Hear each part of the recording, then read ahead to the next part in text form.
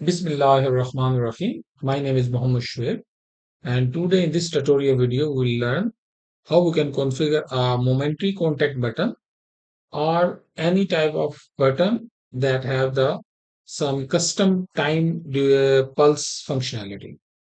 So, how the momentary contact button work? Once you press the button, it will send true command to PLC controller for the specific time duration, and after finish that time duration, it send false command to PLC controller. So like in the momentary contact button, you can customize the time duration for how much time duration you want to send the true or false pulse to PLC.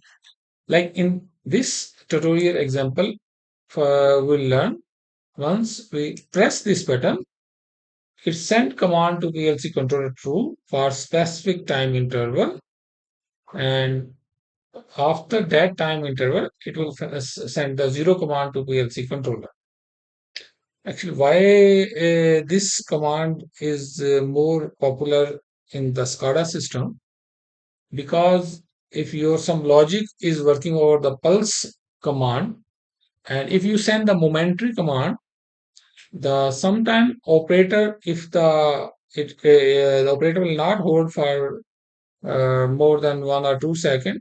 Sometimes pulse is the duration is very short, and in that time there is a possibility the pulse should be miss. It's not able to reach till PLC, or some cases like PLC and SCADA is far away, even in the plant area, the distance is more, and more time is some due to distance, PLC is getting the command after some time duration in those particular cases, or some of cases where SCADA system is in a remote location, and the PLC is far away, like in the telemetry, especially application. So we require this long pulse or custom time pulse uh, option also in the SCADA. So in that case, we configure button as a momentary contact button or custom pulse duration button. So in that case, once we press the button, it will send command to specific time duration, and after that it will automatically put it zero, the command. So we'll see practically how we can configure it. So in the previous tutorial, we create this project, and we'll use the same project, and in we'll just open the tag management. And the previous tutorial we already created some tag in the tag management. So the same tags we'll use in this tutorial. So like in this tutorial, these two tags will be use it. So just close it, open the graphic designer. This screen we already developed. We'll open the same screen.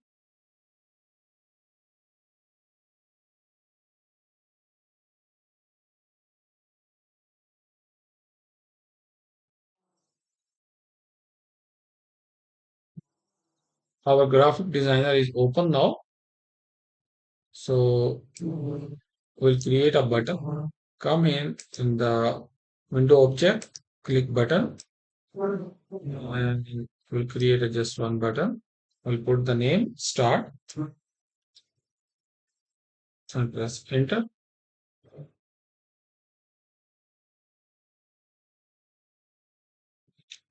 Reduce the width. Font, I will put it 25. Okay.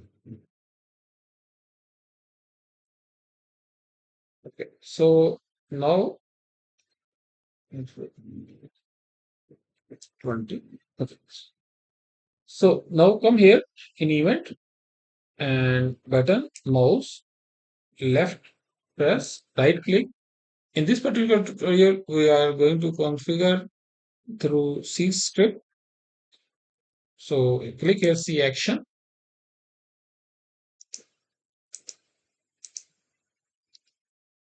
Okay. Just remove it. Press omitted code, press enter key to just reduce the video length. Uh, I already have the code. I will just copy it. So here in this code, once once you press the button, it will send true value inside the PLC, and then this for loop will run, and after some specific time duration, then it will send the zero value. So just click here in the compile. There's no zero error, zero warning. Press OK, save it, and after that, run it.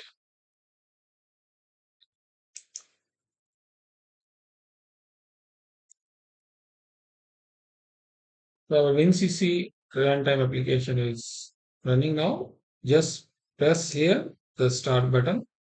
So as you can see, it sent the true command to PLC, and with the after some specific time interval, it will automatically send back to zero value to control.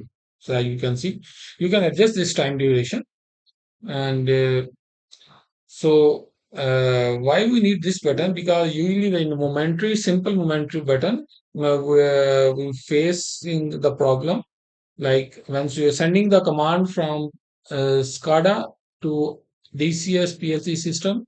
So sometimes those command is miss. But if the pulse duration is large, so in that time you will able to successfully receive command in the RTU or PLC or DCS system.